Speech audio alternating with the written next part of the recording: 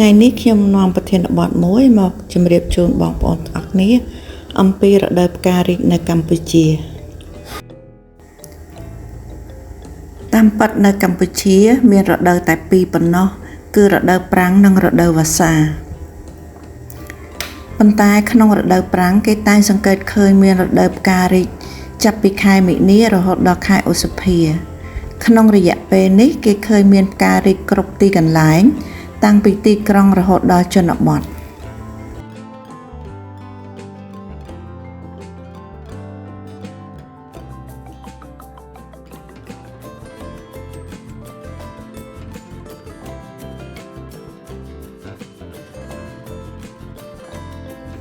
ខែមិនិនាដល់ខែឧសភាក្នុងប្រទេសកម្ពុជាជាខែស្ងួតនិងក្តៅខែដំបូងនៃនីតិកាលរដូវគឺល្អសម្រាប់ទេសចរវប្បធម៌និងទេសចរធម្មជាតិតម្លៃនិងសីតុណ្ហភាពទាបជាងបើប្រៀបធៀបនឹងរដូវរងាភ្លៀងមិនទាន់មកដល់ទេសីតុណ្ហភាពពេលថ្ងៃគឺប្រហែល33អង្សាសេរដូវផ្ការីកនៅក្នុងប្រទេសកម្ពុជាមិនត្រឹមតែផ្ការីកទេគឺជាថ្ងៃដ៏កក់ក្ដៅជាពេលវេលានៃការប្រារព្ធពិធីដ៏រស់រវើកប្រពៃណីដ៏សម្បូរបែបនិងអត្ថន័យវប្បធម៌ដ៏ជ្រាលជ្រៅ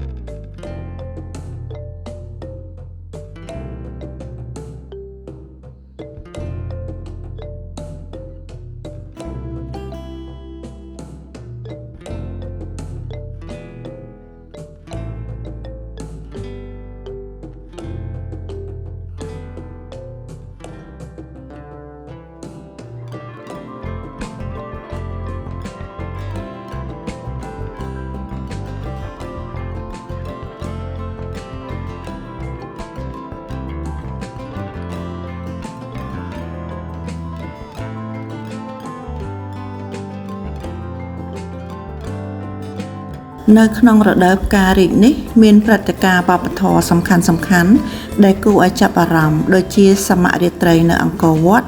បុណ្យចូលឆ្នាំខ្មែរបុណ្យវិសាខបូជានិងបុណ្យច្រត់ព្រះនង្គ័លមួយគឺពិធីសមរាត្រីនៅអង្គរវត្តសមរាត្រីឬ Equinox តាមភាសាអង់គ្លេសជាព្រឹត្តិការណ៍ដែលតែងតែកើតឡើងជាទៀងទាត់ក្នុងមួយឆ្នាំ2ដងគឺនៅខែប្រាំងត្រូវនឹងខែមីនានិងខែវស្សាត្រូវនឹងខែកញ្ញាប្រជាពលរដ្ឋខ្មែរឬភ្ញៀវទេសចរជាតិនិងអន្តរជាតិតែងទន្ទឹងរង់ចាំមើលព្រឹត្តិការណ៍នេះដោយអន្ទះសារទោះអ្នកខ្លះធ្លាប់បានមើលរួចហើយក៏ដោយព្រឹត្តិការណ៍ទី2គឺបុណ្យចូលឆ្នាំខ្មែរបុណ្យចូលឆ្នាំខ្មែរជាពិធីបុណ្យធំរបស់ប្រទេសប្រារព្ធឡើងរៀងរាល់ថ្ងៃទី13ឬថ្ងៃទី14ខែមេសាជារៀងរាល់ឆ្នាំទំនៀមពិធីចូលឆ្នាំប្រព្រឹត្តទៅចំនួន3ថ្ងៃថ្ងៃដំបូងជាថ្ងៃមហាសង្ក្រាន្តថ្ងៃទី2ជាថ្ងៃវណ្ណបតថ្ងៃទី3ជាថ្ងៃឡើងស័ករីឯការកំណត់ខែថ្ងៃម៉ោងនាទីដែលឆ្នាំចាស់ត្រូវផុតកំណត់ហើយទេវតាឆ្នាំថ្មីត្រូវចុះមកទទួលតំណែងពីទេវតាឆ្នាំចាស់នោះគេអាចដឹងបានដោយប្រើក្បួនហោរាសាស្ត្របុរាណគឺក្បួនមហាសង្ក្រាន្ត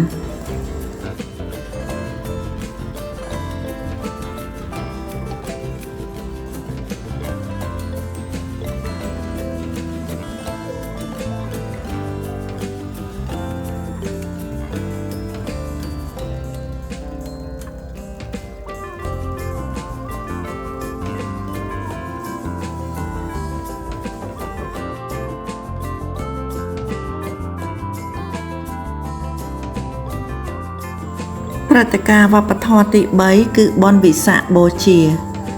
ដែលជាបុណ្យមួយយ៉ាងធំក្នុងព្រះពុទ្ធសាសនារាប់ថាជាពុទ្ធានុសារណកិច្ចដ៏សំខាន់សម្រាប់រំលឹកដល់ព្រះពុទ្ធសមណគោតមបរមគ្រូនាថ្ងៃពេញបរមីគឺថ្ងៃ15កើតខែពិសាខដែលពុទ្ធសាសនិកទាំងព្រះសង្ឃទាំងគ្រហស្ថតែងធ្វើសក្ការៈបូជាប្រកបដោយជំនឿថាជាមហាកុសលដ៏ប្រសើរជាថ្ងៃមហាមង្គលត្រូវនៅថ្ងៃព្រះពុទ្ធបរមគ្រូទ្រង់ប្រសូតចាកឧត្តរមេដាទ្រង់ត្រាស់ដឹងអនុត្តរសម្មាសម្ពោធិញ្ញាណទ្រង់រំលត់ខន្ធចូលកាន់ព្រះបរិនិព្វាន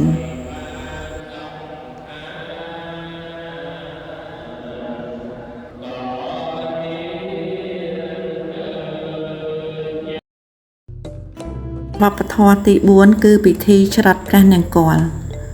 ព្រះរាជពិធីច្រត់ព្រះនង្គ័លកម្ពុជាគឺជាព្រះរាជពិធីបុណ្យប្រពៃណីជាតិកម្ពុជាមួយដែលប្រារព្ធឡើងនៅថ្ងៃ4រោច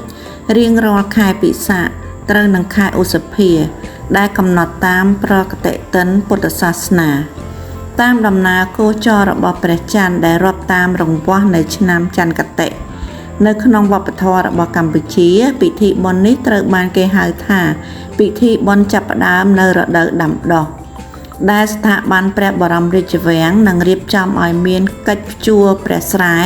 ដើម្បីជានិមិត្តរូបក្នុងការចាប់ផ្ដើមរបរកសិកម្ម